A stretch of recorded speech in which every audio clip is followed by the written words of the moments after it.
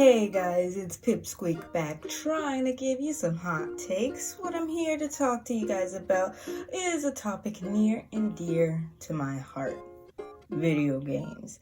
And not just video games, but the prices of video games. It shouldn't be any secret to you guys that video games can be pretty pricey, commonly running a price tag of $40 to $60. So for some people, that's not a lot of money. But if you're a plebe like me, that adds up quickly. Now sometimes that price tag can be perfectly reasonable, at least in my opinion. A game can give you hundreds of hours of gameplay, and for $60, that's damn near a steal. But some games seem to think that since they carry a name or a brand, they can charge an arm, a leg, and a whole 6-piece bucket for no reason. Saddens me to say that Nintendo sometimes gets into these practices too. So I have compiled a list of some Nintendo Switch games that I don't personally think are worth $60. I want to preface this all by saying this is just my personal opinion, and hopefully I'll save someone a couple dollars. It's a holiday season, and at the time I'm putting all this together, a lot of these games are actually on sale. So if you want any of these, still feel free to check them out.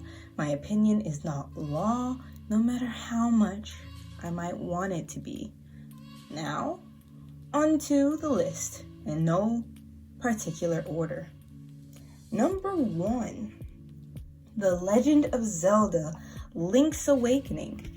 Now, before you all roast me on a skewer, let me say I absolutely love this game. I love the art, I love the story. I think everything about it is amazing.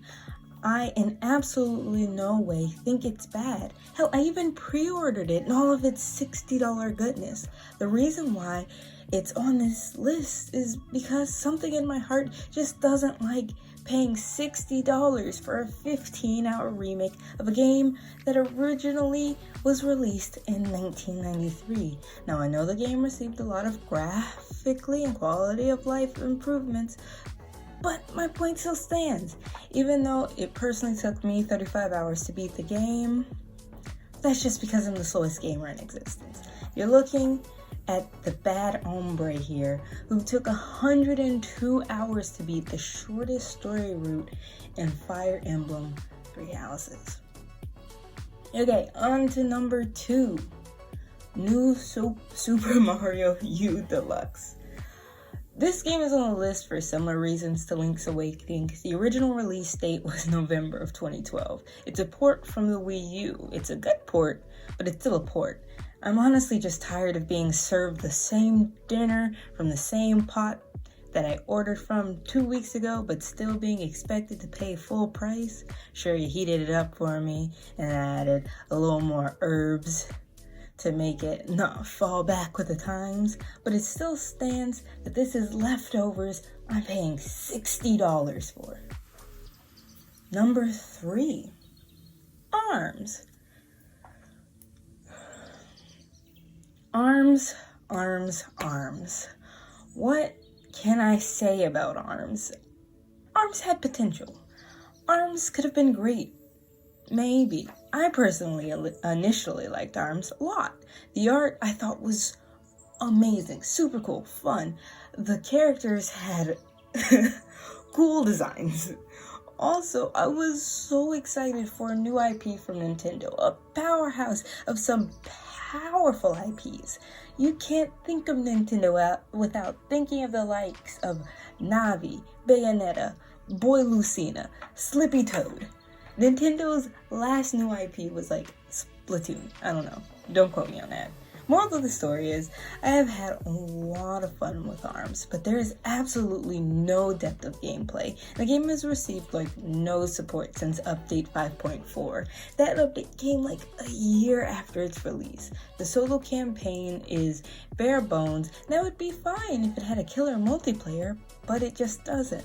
So if I had paid, I don't know, $30 for the game, I'd be raving about what I got for the price. But $60 just ain't it, sis. Number 4. Let's Go Pikachu / Eevee and Pokemon Sword and Shield. I'm lumping these technically 4, kind of 2 titles together and hoping the mobs don't find me and sacrifice me to Game Freak. But as it goes, Let's Go is too short, animations aren't there, and for reasons, doesn't support the $70 Pro Controller that Nintendo themselves puts out. But it does support the Pokeball Plus that costs a full $60 by itself, but I'm not gonna get into that. Sword and Shield has similar problems besides the whole Pokeball Plus thing, but also like 50% of the Pokemon have been removed. That would be fine if the story were better. There's just a little bit too off with all the games for me to justify $60 for all of them, but some people love these games, think they're the best in the series. Honestly, I'm no Pokemon professional, take my word with a grain of salt, but $60 for these titles, just for me, wasn't so worth it. Number 5, Super Mario Party. I love hanging out. I love playing games with my friends. I love displaying my dominance over them in a seemingly civil ways while I'm actually trying my very best to pound it into their heads that I'm the superior friend.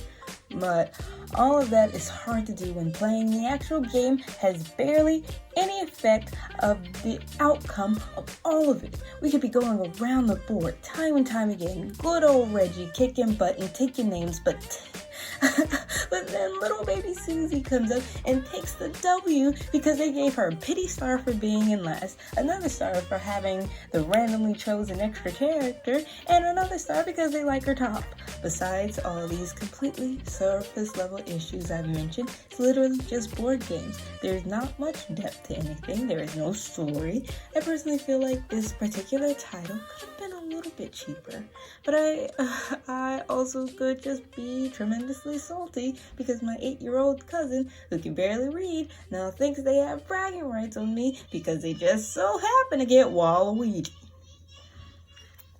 Number 6, The Elder Scrolls V Skyrim.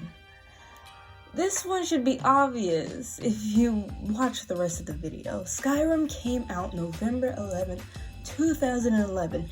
Great game, super deep, totally worth the price at the time. But you can literally play a spoken version of the game on an Alexa Echo Dot or something. I don't know, don't quote me on that.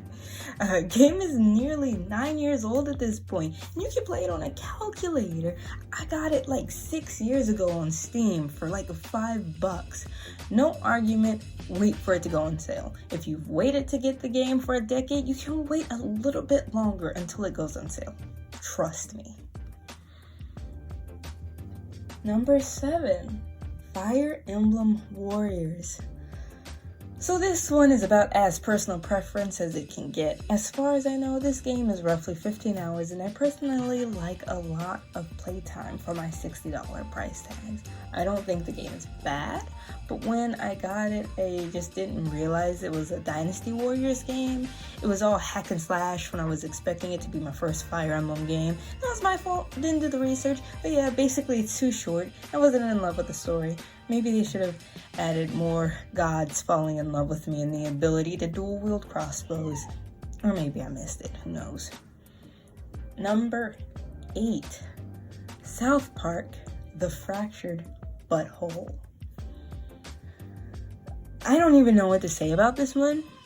If you need it, just wait for it to go on sale. That's honestly the overarching thing for this entire list. And if you can't wait, just get the Stick of Truth for like $20 or I don't know, some odd amount cheaper. I'm pretty sure the price has even been permanently reduced on Steam or something to like $50. I don't know, I just think $60 is a lot of money. It also apparently takes about 20 hours to finish, maybe a bit less. I guess that's pretty short. I've spent like 200 hours in Breath of the Wild, and I've still never fought Calamity Ganon because I can't finish a video game. Number 9, My Hero Wants Justice. Honestly, it's kind of hard even finding this one listed for a full $60 anymore. Maybe it was just a fever dream. Maybe enough people had a similar idea to me. Don't pay $60 for this. Number 10, Dragon Ball FighterZ. So I could have sworn this game was $60, but I couldn't find it listed at that price anymore, like anywhere besides Steam, but with a sale, because it's Steam. So moral of the story is, I'm right, don't pay $60 for this game, or you're a fool. So you guys, that's my list of Nintendo Switch games I don't really think should be $60. So hopefully you all don't make the same / similar mistakes to me, because I am eternally wasting my money. If you liked my list, feel free to drop a like, maybe even subscribe. Until next time, guys, bye.